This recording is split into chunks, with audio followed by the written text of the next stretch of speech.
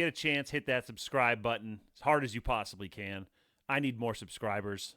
So, subscribe.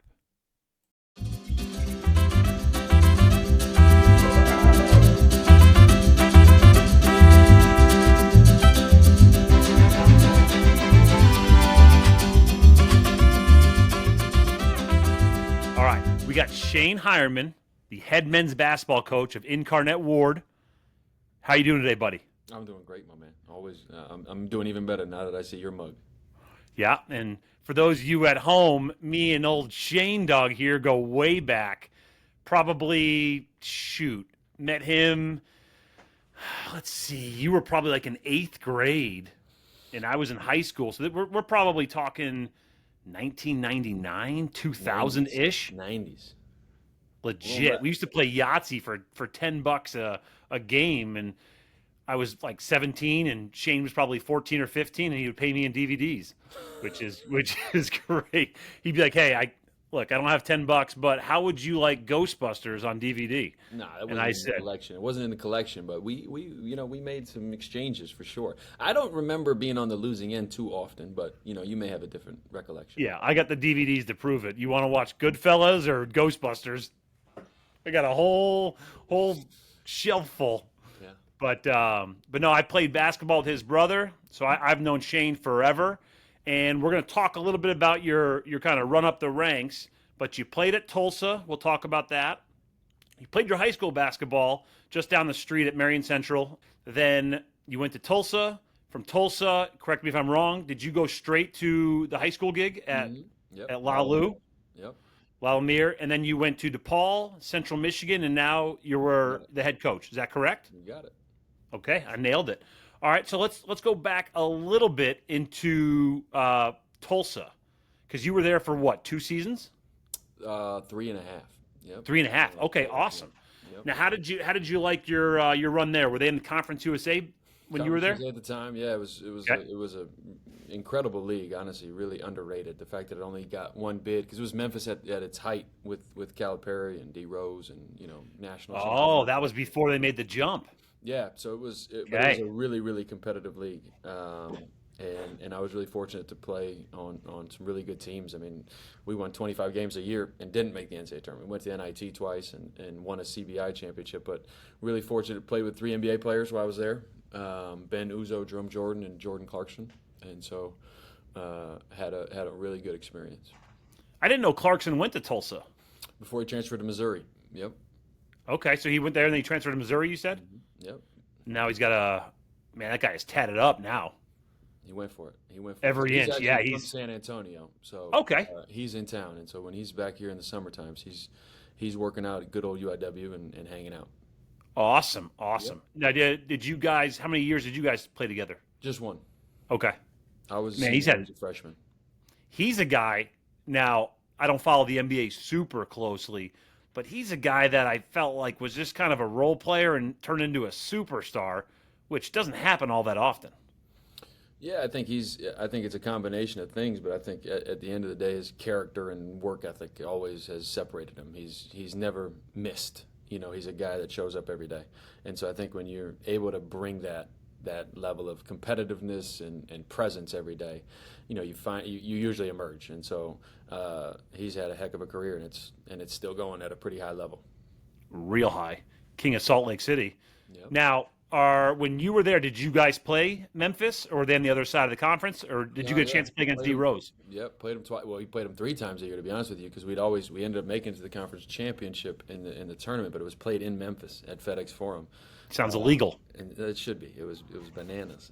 And we ended up we lost both games, but we had them beat in their whatever 60-game conference winning streak on the line. We had them beat at our place.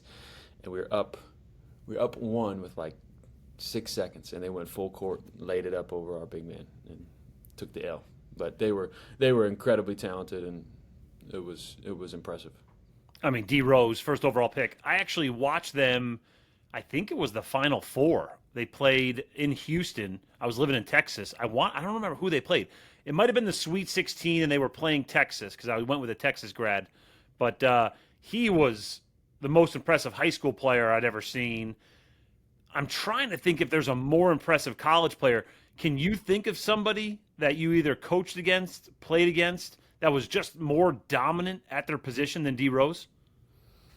You know, seen a lot of people in high school at this point and college, but I would tell you that Zion in high school was about as impressive as anybody I've ever seen. Just his ability. Did you get to witness it? Yeah, and his ability to just his powerful explosiveness, athleticism, tenacity. He was mean with it too. Like he was head and shoulders above everybody. Man, yeah, that's going to touch base into when we go into your high school coaching, because I want to talk about that, because you didn't coach at just some podunk school, so we're going to touch into that. So Zion's a real good one, because there's guys who are dominant like Eddie Curry in high school, but he's just not D Rose. He's just a guy who's bigger than everybody, almost like a Zach Edey, but Edey's got some nice touch.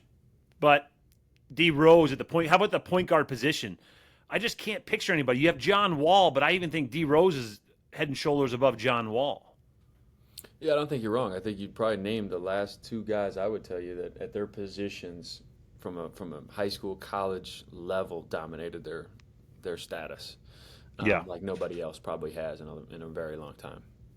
Of all the players that you've coached, I mean, I have it written down here, you just have an absolute handful of NBA guys that you've had the ability to kind of touch throughout the process of recruiting, coaching, whatever it might be.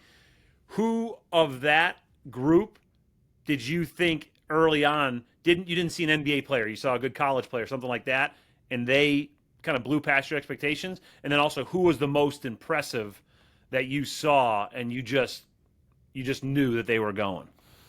So I guess who was your sleeper and who was kind of your sure thing? Well, Jaren Jackson Jr.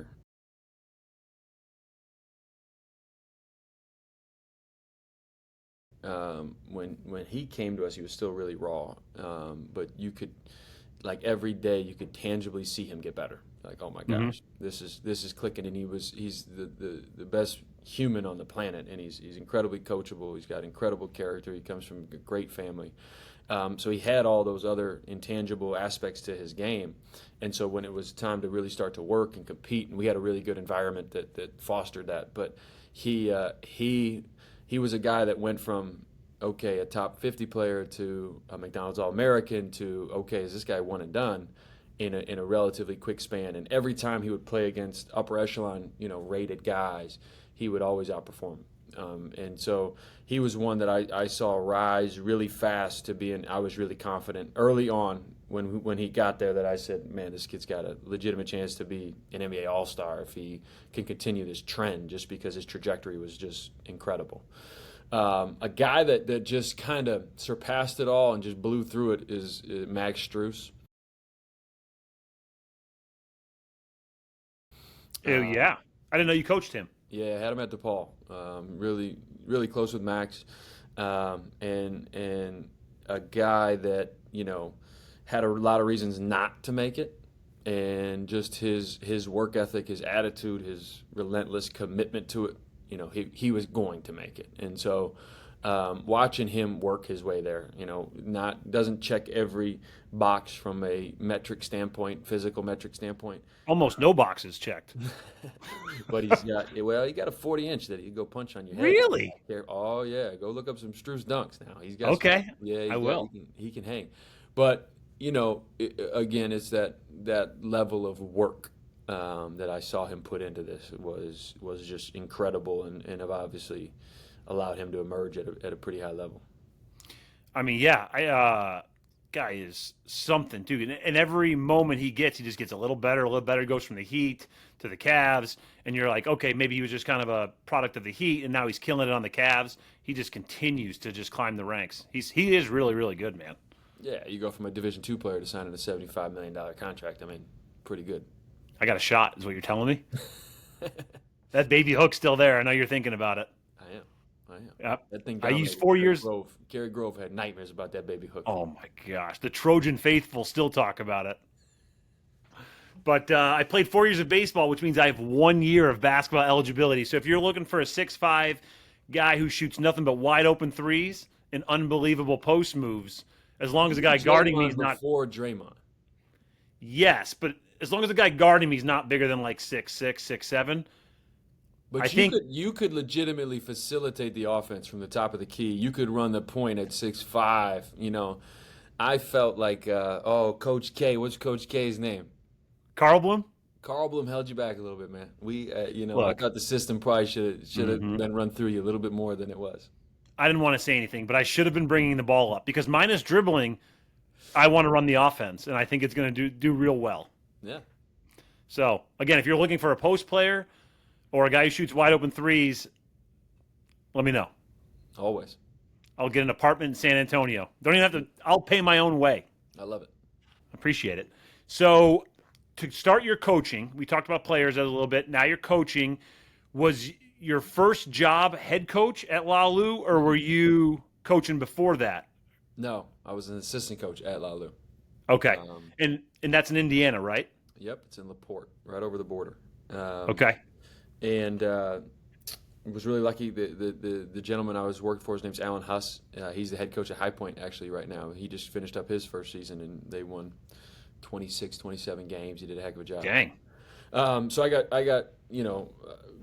I got really lucky. I was the beneficiary of being around a really smart human, and we got to tap into his network of what made him really successful, and we kind of had a shared vision for the program and where we could take it. And luckily for us, the school is an incredible academic institution before anything, and so they weren't going to allow you to bring in assholes. You had to check character before anything, and that's how my college career was done. We put a huge emphasis on people instead of just the player, and so was able to carry that forward at La Lumiere, and it wasn't even an option, which is a good thing. We had to say no to a lot of really talented players, but it allowed us to create a really cool culture and environment. And then he eventually took an assistant job at New Mexico.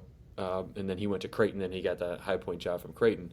But we talk most every day, and still have a really good relationship. But then when he left, I got the head job, and I was there for 3 years as a head coach. There for 3 years and some pretty dang good years. 82-7 total record and a national championship. Yeah, we got fortunate. We went to 2 of them. We actually should have won 2. We lost on a buzzer beater. The first go around, but we went. Yeah, we had some tremendous players. It was a lot more about the players than the coaches. Now the one you lost, you said buzzer beater. Were we tied? Were we down? Were we up? We were tied. This is a vivid memory. We were tied with the ball, with 12 seconds or so, and got to a certain spot, shot it too soon, and the ball got tipped out, and kid pulled up from 3 and missed it, but had a tip in right at the buzzer. It was against Oak Hill in Madison Square Garden. Oak Hill. Yeah. Home of Carmelo and about 400 others. Yep. Coleman lands, feeds inside. Bowen's try. No good, off back iron. Here comes Oak Hill to try and win it. Matt Coleman for the win. In and out. The tip is in. Count it. And the 5th time is the charm for Oak Hill.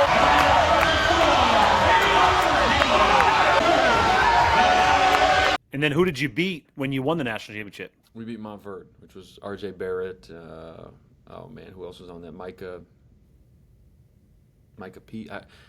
Long list of guys. My memory's jarred, but they always... Is that Florida? Mm-hmm. It's where, D'Angelo Russell went, Ben Simmons went, Cade Cunningham, Cooper. Yeah, Cooper Flag's there now. Yep. Coleman lands, whips it to Poole. And Poole lays it in. Seconds tick away. La Lumiere has wiped away its heartbreak from a year ago. The Lakers win their first Dick's National Championship. I know most sports, I think all sports other than basketball, they don't have a national championship. They just get voted on. But in basketball, high school, you actually go and play, correct? Yeah, so there's an event that's probably going to get even expanded even further. into it. It's called Geico now. At the time, Dick's Sporting Goods put it on. Okay. And they would invite the top 8 teams, and they'd play the championship at Madison Square Garden. They moved the game this past year to Indianapolis, I believe, but they're going to even grow it even further. They've created a Nike. Nike has actually bought physically the rights to this team, and they're working with the NBA on kind of this whole developmental plan of having the top 12, 16 teams in the country, and that kind of fostering and funneling all the best players to compete and play. A national schedule, games are televised, and then physically doing a tournament at the end of the year to crown a champion. Yeah, that's sweet. And basketball can do that because baseball, you're so far into summer, school's over, the draft, you're going to lose kids for baseball. Basketball, though, right in the middle, the state tournament's in like early March, so to have another 2-3 weeks, that's sweet. But you had to get voted in, you were saying, so you had to put a big body of work in just to get voted in? It's based on a national ranking. So essentially, ESPN and USA Today at the time were the ones that kind of had the final vote on it. But now I think it's going to be more of a standing-based idea of having this big group of teams and playing essentially similar to what the NBA would do, play games. There's standings. There's playoffs, and then there's a champion.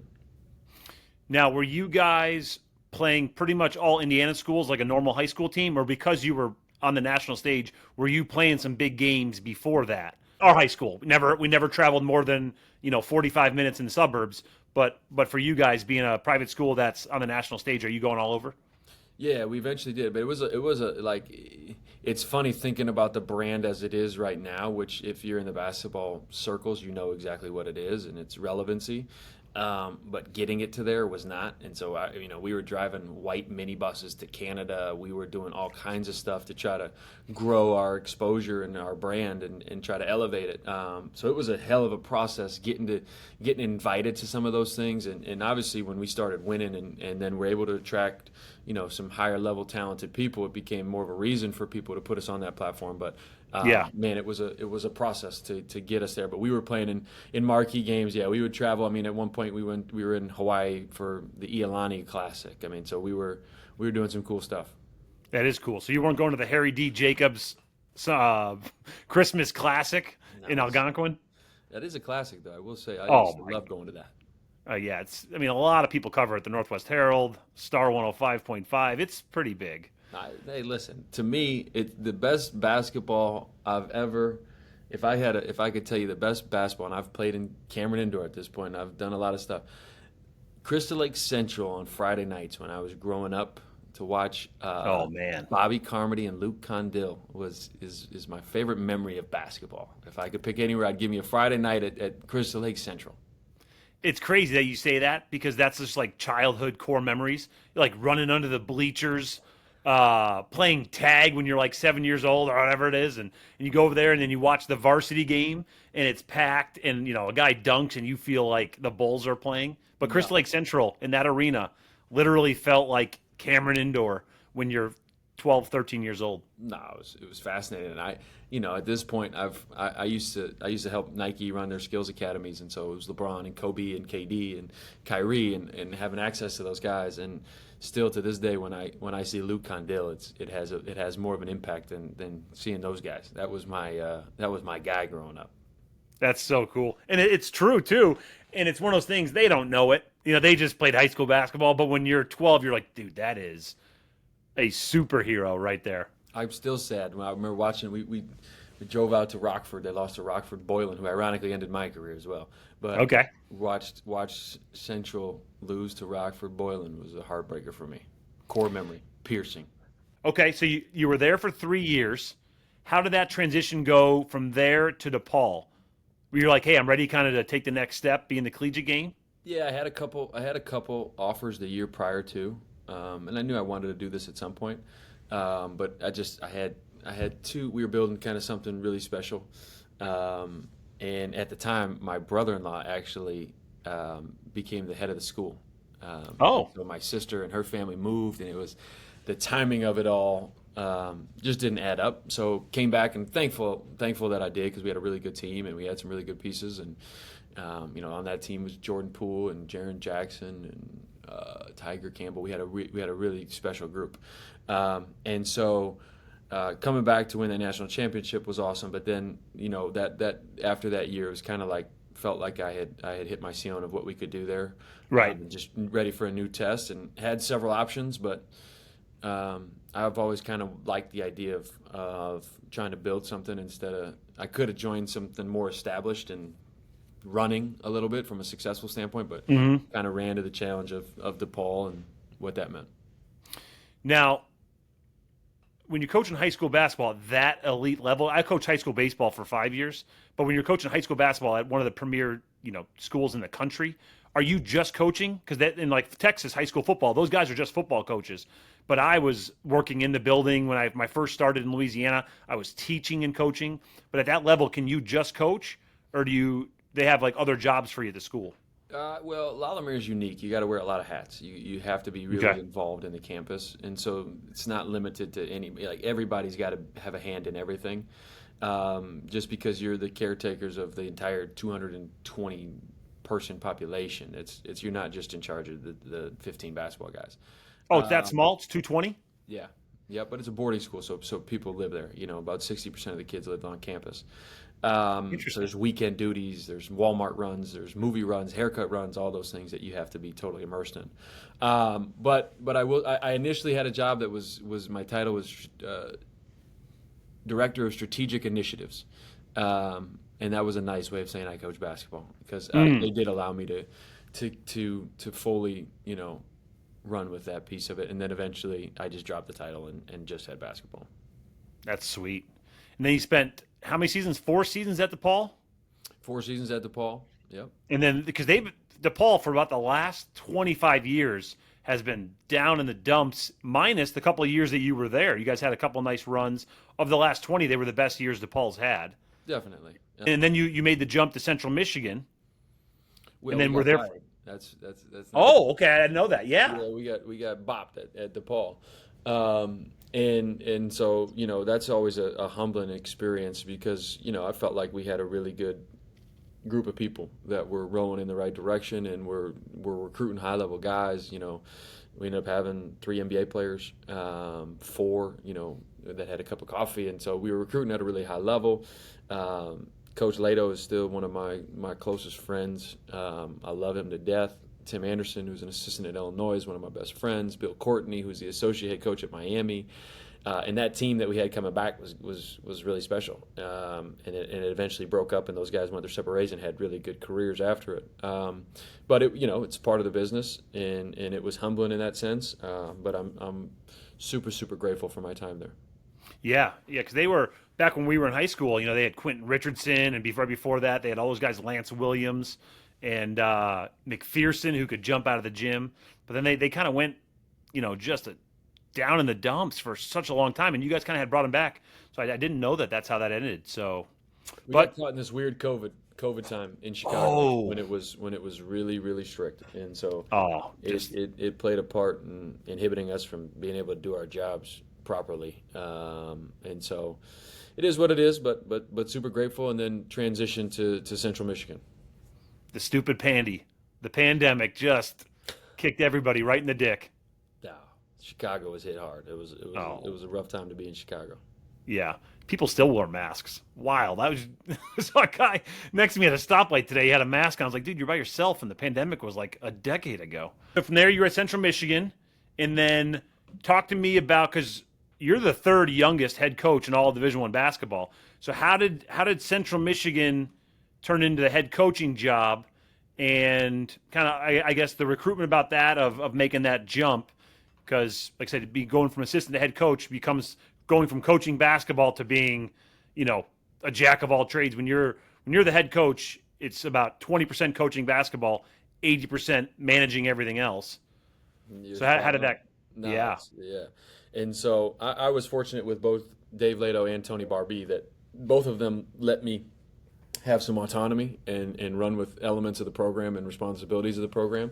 So fundraising being, critical to your success, scheduling being critical to your success, budget, recruiting. And so being able to have a lot of responsibility set me up to be in a pretty good chair and have an understanding of the role and the impact and the requirements. It takes a lot of sacrifice, because what you just said is couldn't be more true. It's I would even lower it to 10%. It's about 10% coaching. It's managing human beings first and foremost, and their needs, and being there and serving them. But then, obviously fundraising takes a large chunk of my time right now. And then being present in the community, being present at events, for your school, for your foundation. So there's a lot that goes into it. And luckily for me, I'm married and I have 2 kids, but that sometimes it comes at the expense of being a good husband or a good dad. But I have a really amazing wife that allows me to pursue this, and it's kind of, we do it as a team, so it makes it a little bit easier. But it's fun being there. So you have 2 kids, huh? Boys, girls? I got one of each. I got Nice. a 3-year-old girl, and I got a boy that's turning 1 on Saturday. Very cool, very cool. How rate Montana 1 to 10 on uncle skills? Montana uncle's a 10. I think both Really? my sister and I would tell you he's the life of the party when he's around. They gravitate to him. They forget we're alive when Montana's around. Oh man, I remember he had long hair when he was in college, and I was like, oh, it's that guy. He's going What's places. funny about Montana is there's not there's not a look that he can't pull off, and it bugs me. He can wear long hair, he can buzz his head, no matter what he does, it looks like it belongs on him, and that's a rare thing. Decent point. I mean, I've seen that guy in a wife beater and a tuxedo, and he looks good in both. Oh man, he was real good at basketball. Montana. I remember he was so young and he was small when they brought him up. He would have to shoot from down low because that's how you generate the long 3-pointer at that age. And obviously he matured into shooting a nice one. But yeah, he was always fun to play with. I haven't seen Montana in forever. I love that dude. One of the best. Oh man, he was dating some Russian girl in Florida last time I saw him. I couldn't even pronounce her name. It was like Svetlana Katsalavana. I was like, all right, Anastasia. Yes, with a Y. He's moved on. He's got a lovely girlfriend, Amanda. So okay, we'll edit that out then. Yeah, he's doing well. Nice to meet you, Amanda. All right, talking into your first year. Just finished your first year. Yep. First season. So I want to talk things, and I don't want to take up too much of your time. We're 30 minutes in. Talking about recruiting, and obviously recruiting has changed like no one's business in the last couple of years. Transfer portal, NIL.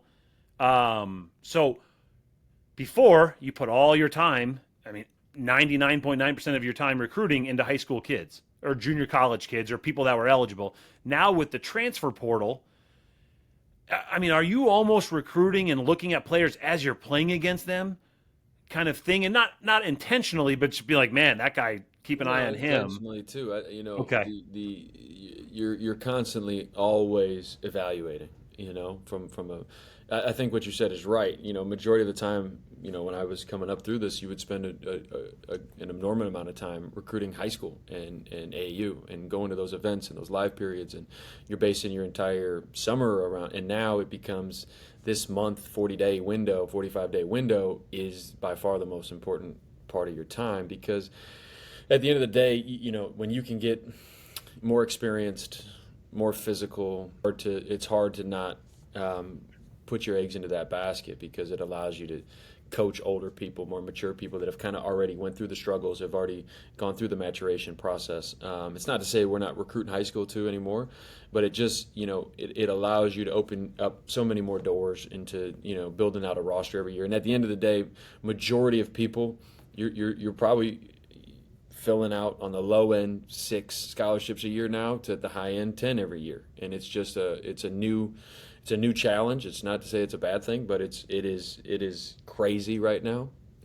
It's unbelievable. But it's a good challenge. But I know most people going through this that are friends of mine in the business are hitting a fatigue of it's just a challenge to speed date people in 45 days and put together a roster. And it sucks because it's so valuable. Like you just said, is you want to just put it on the back burner, but it's so important. Your ability to recruit a 22-year-old guy who's been in college for 3 or 4 years, who exactly what you're getting, opposed to a 17-year-old kid who can't grow facial hair, who you're hoping can get to a certain level. it's a no-brainer that for the next 2 seasons you'd want the guy that's 21 who's already produced and you know what he can do, but you only have 45 days to court him, to look at him, to talk to him, and then again you still have to recruit the high school kids, so you're just getting drained 365.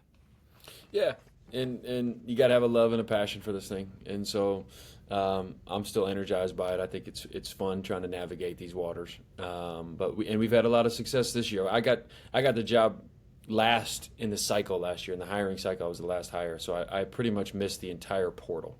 And so having access to it this year and being able to tap into relationships and resources is different, and we're having a lot of success and have beat several high major schools so far for kids, and so excited about what we're doing right now.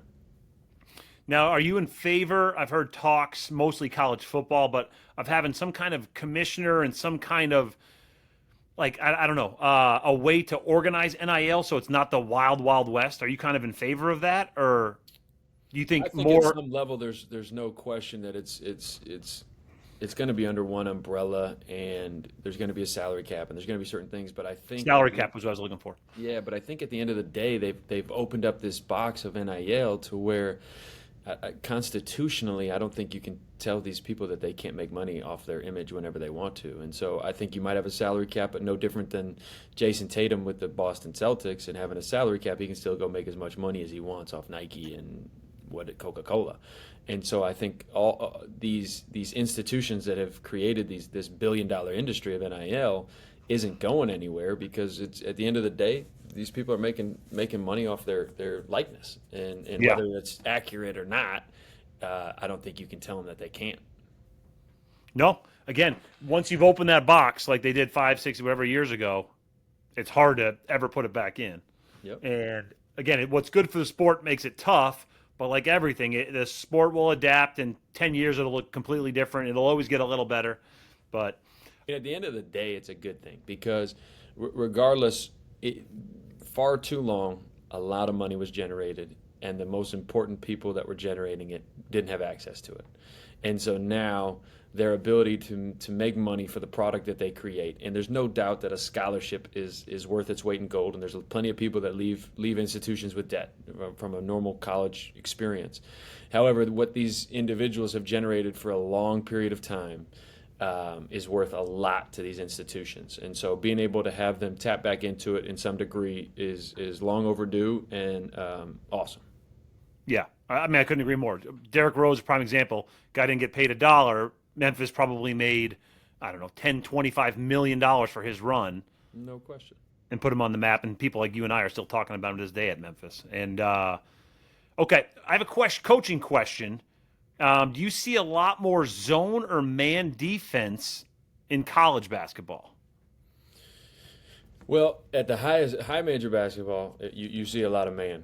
You see a lot of organization. You're essentially, you're trying to exploit people's mistakes, but they don't make them too often at that level. Mm-hmm. There's so much preparation that goes into it, and you have guys full of staffs and resources and money and data analytics, and there's so much available to you from an information standpoint to make decisions. At our level right now, it's more pressing, react than it is organized. It has a balance of it, I should say. It's not more, but it's more of a balance of finding that organized basketball versus a little bit of the chaotic nature of a junior college level, or where they're just trying to continue to put you in compromising situations, as opposed to like, let's square up face to face and see what happens. How come, and my guess is, again, I'm not engulfed in this by any means, even nowhere near you, how come nobody full court presses anymore? You used to see it in the 90s. Back when I was in high school, we were always watching like Kentucky Patino videos of what they would do, and it was like the gold standard. And I understand that point guards are now more athletic, but I still feel like, how come nobody presses anymore, 92 feet or whatever the court is? Yeah, I think you still have teams that do. I mean, St. John's is still out there doing it at a pretty high level, but at the end of the day, I think Houston does it a little bit too. At the end of the day, I mean, there's still people that have it with their identity, but the skill level has gotten so good.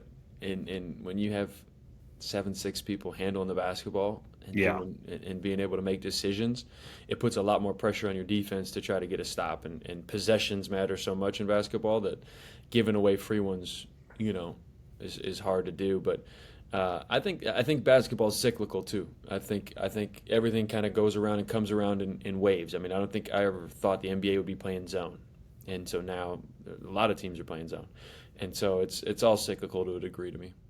Yeah, that makes sense. And if you go to the NBA, the big man was, non-existent for about 12 straight years, and now you got Embiid, Jokic, all these guys that are running through their big men, which is going to be kind of wild. Which brings me to this question, what's your thoughts on Edey at the next level, being 7'4", whatever he is, relatively athletic for his size, great free throw shooter. I've seen both sides of the spectrum. I've seen analysts, talk show hosts. Some say he's got no spot on the NBA. Some say he should be a lottery pick. Where do you kind of fall on that, seeing a 7'4" guy with some touch? It's funny. One of my best friends is an NBA scout, and they love him. And, Okay. And the one thing that I don't think you can take away from him is the fact that he's a winner, and he's impacted winning at a really high level at a really long stretch at Purdue. And so, I would always put a lot of value into that. And then at the end of you getting to see Victor locally here, when you have guys that just have a physical attributes that people can't match up with, it's always hard to make decisions. And so, but either way, you're forced to make a decision. So, and I think when you do that, all of a sudden defenses are in rotations, defenses are scrambling, or now you're playing one-on-one. And so I think he forces you to make decisions, which is, something that not a lot of people can say. Okay. If you were a gambling man, would you think he's going to be a lottery pick, or you think he falls back past 13? Lottery. Oh, I like it. I also bet on the lottery. So you said Victor Wembanyama. You got a chance to see him play a little bit, being both in San Antonio? Yeah. Yep, got to see him a few times now. And I'll tell you what's just fascinating about him, and we have several of the Spurs that come over here and work out. But he's just, you just don't see him in town. Obviously, you would see him too if he was out and about, or if he was at a nightclub, or if he was at a bar or something. And so I think it's just impressive, and everyone kind of shares the same sentiments about him, that he works and he puts his head down and he loves this and he's passionate about it. And it's impressive that you haven't seen him out and about. Yeah, especially at a lot of the things I'm at. And so give him kudos for managing that microscope that he's under incredibly well, but he's a freak. Unbelievable. and he's 7'5", so you'd see him out. Like, I might be able to see him from here. No question. Yeah. Good God. Top of the Norgie ski run. You'd get over there in Cary. Okay. Cary references today. The Trojans. Yeah. Respect. Next thing we're going to talk about Kojak's Bar and Grill. All right. The fact that this is not sponsored by Tommy's is mind-boggling to me. Does Tommy's still exist? Oh, yeah. They got a new location now in Crystal Lake, too. The question is, with inflation, what does the $2 special run you these days? Great question. What do you think? When I was in high school, it was $3.30. That was what it was? Wow. Mm-hmm. I went there 4 days a week. Did you do a pizza or something? What was the option? You had an option. Yeah, so you could do a hot dog special, 2 dogs, fries, and a pop. It was $3.30. Wow. And then you could get pizza special, slice of pizza, fries, and a pop was $3.25. The 5 cents being what? The buns for I the guess, dogs? I think the buns for the dogs, but I don't know. But I remember I came back from college and it was like $4, and we thought about rioting. But I'm going 8. No, that's too little. I think that's too little. Golly, I hate to say like double digit here, but I'm gonna stick at $8.50. 2 dogs, fries, and a pop, also known as the 2 dog special at Tommy's, is currently $9.50. I went with the under though, so you can't go wrong. But wow. You were close. Wow, how about that?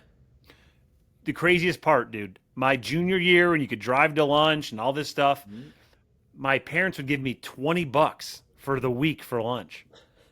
And I could make it work if I went to Tommy's 5 days in a row. $20 for gas. and he would be straight. I had a mobile speed pass on my keychain. I could just wave it in front of the pump. I got free gas all through high school. I'm trying to think of your car. Was it an Infinity? I had an Infiniti G20,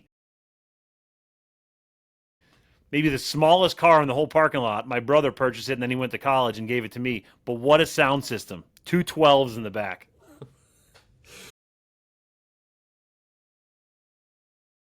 We were driving home one night. I don't know if you remember this, but we smacked a deer. Do you remember this? I thought we hit a raccoon. We hit two. We hit a raccoon one time.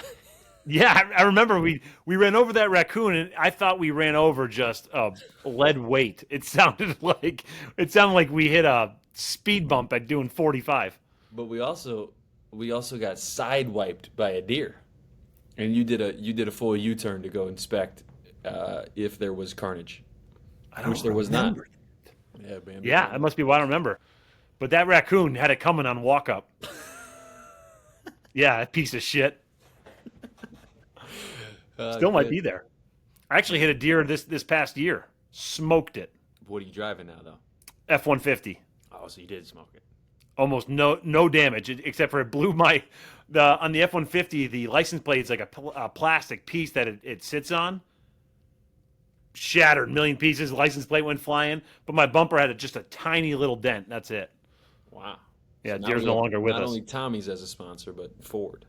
Built Correct. Ford Tough, I think it is. Ford Tough, my fault. All right, we got before we go into Titanic, last question. As a coach and recruiter, let's say we got a guy in the transfer portal, okay? He's a sophomore, going to be a junior. You got a 6'3", lights out ball handler and shooter. Lights out. Very, very, very elite at both. Or 7'1" big man with touch. What would you rather have? Both these guys are hypothetical. 7-1 touch. Yeah? Just because there's not that many of them? Guards win games, bigs win championships. I like that.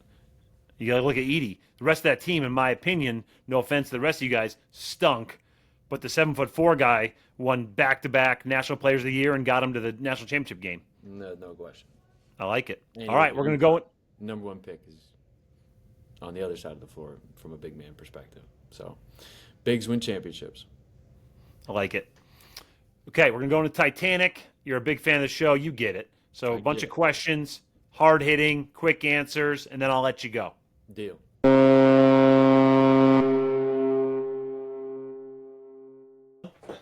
All right, you're on a cooking show, and they say, hey, in order to win, make your best meal possible. What's the Shane Heirman special? Something that you think you make really, really well. I can grill a steak with the best of them. Okay. Any secrets that you can give our fans? One flip. Oh. Okay, I'm like a 9 flipper. No. One flip and then a nice sear both ways, and then you're out. You're out. I'm so excited to see what the other side looks like. I keep flipping it. I'm not into the garlic butter and rosemary and thyme and basking it. No. I'm just trying to be on the grill working. Salt and pepper? Salt. Okay. Yeah, the one flip. Oh, man, that sounds nice. I don't think I can do it. Like I said, I can't get over I can also do ribs well. Ribs. Really? Yeah. Okay. Real nice secret ingredient there, which is pickle juice as a binder. Wouldn't have said that if you gave me 50 choices. Yeah. One flip? One flip. The one flip kid. You son of a bitch. Best movie of all time? Good Will Hunting. Ooh. What's the best scene in Good Will Hunting? I mean, it's hard not to pick the bench scene. It's pretty powerful. But when they're cracking beers, talking about raising their kids too, another profound one. But then also on the hood of the truck and naming his brothers, pretty classic. That one is real good. You a coffee guy? Big time. How do you take it? Black. Oh, nice, manly. Mm-hmm. That's the way you should drink coffee. I'm a grown man. Yep. I'm not. I can't drink black coffee. It sucks. It's but required. It's like bourbon. I want to. You have to. It's acquired. You got to just keep. I don't working drink that either. Yeah, that's why I you w- keep working. It just tastes so bad. All right, favorite McDonald's breakfast menu item. I haven't done McDonald's breakfast in a while, but I would, I'd go back to bacon, egg, and cheese biscuit.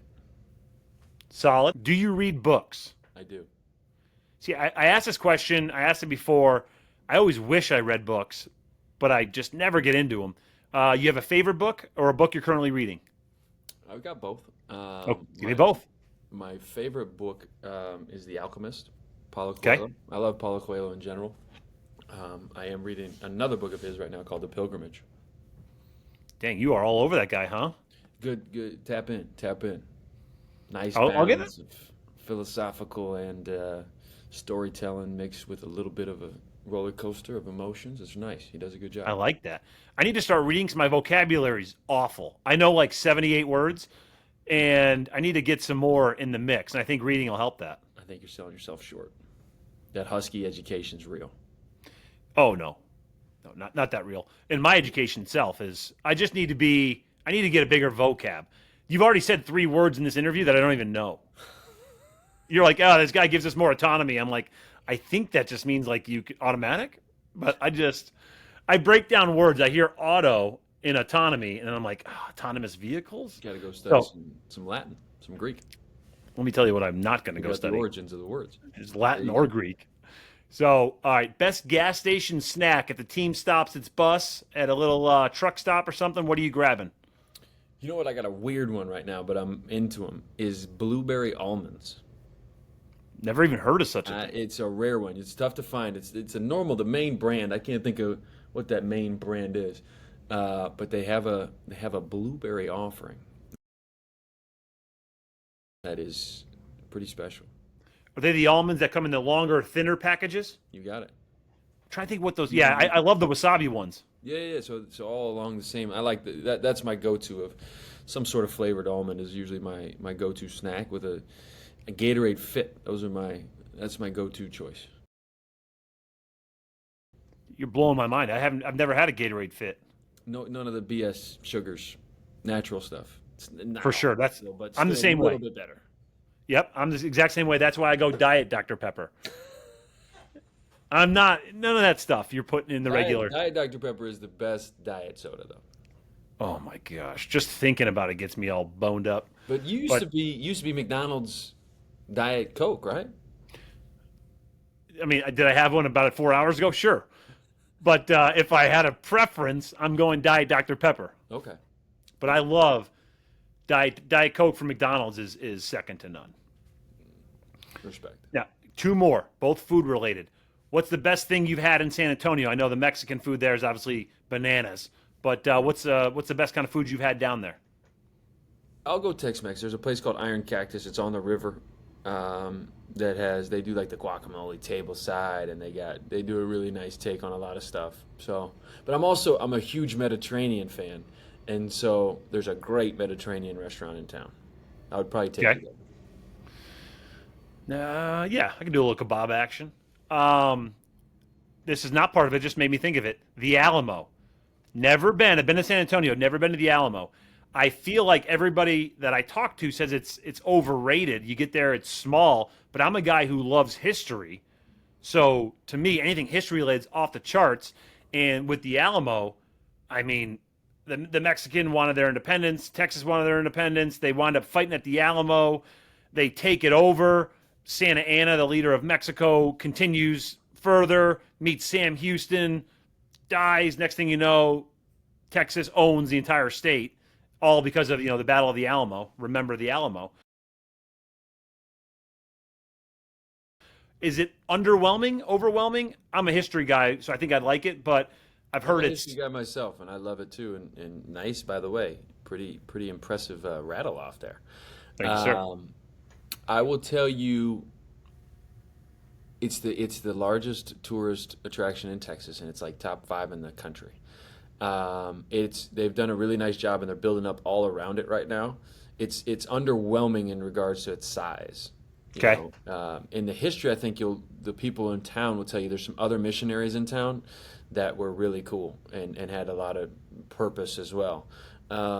But I don't think it's underwhelming. I don't think it's overwhelming. I think it's probably somewhere right in the middle. You said its size is a little bit underwhelming. 'Cause keep in mind, I've never been. I'm picturing it like the size of a Home Depot, or is it way smaller than that? Think white hen. Really? So like the size of a convenience store. So I guess it would be underwhelming if you were like me.